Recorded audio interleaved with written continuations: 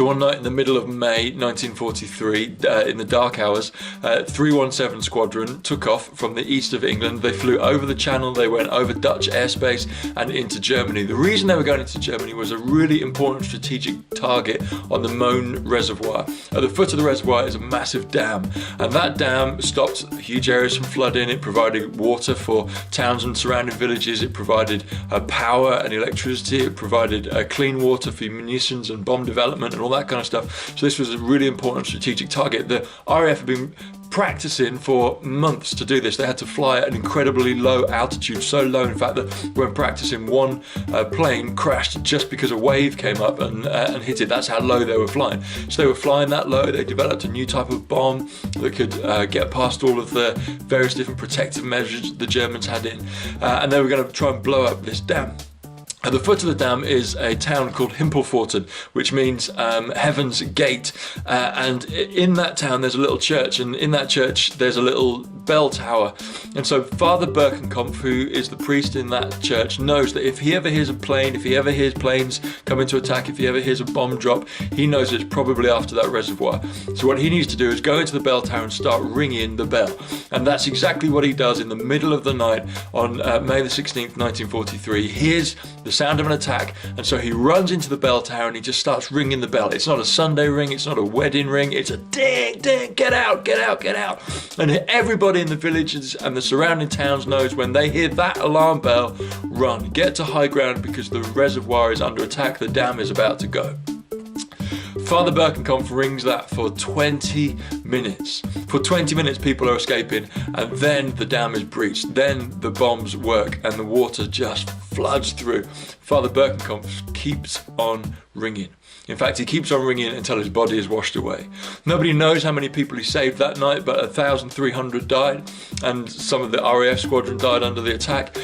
But what Father Birkenkampf knew is you got to protect those under your care. That if you're growing in Christian love, you have this overwhelming sense to protect, even self-sacrificially, even at great cost to yourself. You want to protect others. In our groups this week, we've been looking at this story of Ruth and Naomi and Boaz. Boaz, this guy full of integrity, an older guy who sees this young widow Ruth getting wheat and barley out of his field and understands instantly her plight. And he instantly shows a protective care for her. He protects her dignity. He goes on to protect her financially.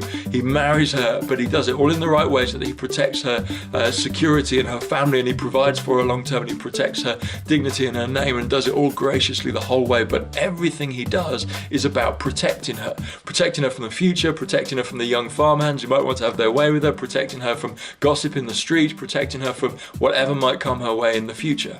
Boaz is a protector. We're on this quest at St. Mark's to grow as disciples and to keep on chasing after this elusive God. What is a disciple? And if we know what a disciple is, then those are the characteristics we want to grow in.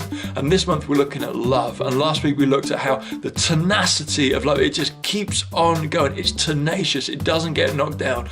And this week we're looking at how not only is it tenacious, but it protects. It's the thing that makes you cry and you don't really know why when you're watching Sports Relief or Comic Relief or Children in Need. It's the thing that makes it really difficult to watch the news and you see a child swimming across the Greek Sea trying to get to the Greek islands to get to safety from Syria, and they're doing it in a lifebelt that doesn't work, and you want to go grab that child and say, come home with me and we'll make it all okay. It's the thing that makes you want to stop a kid running out in the road or getting smacked by their mum, or it's the thing that makes you want to sit down with the elderly folk in town who are lonely and say, I just want to protect you from that loneliness. Some of us want to protect nations, some of us want to protect people, some of us have got areas in our city that we care for.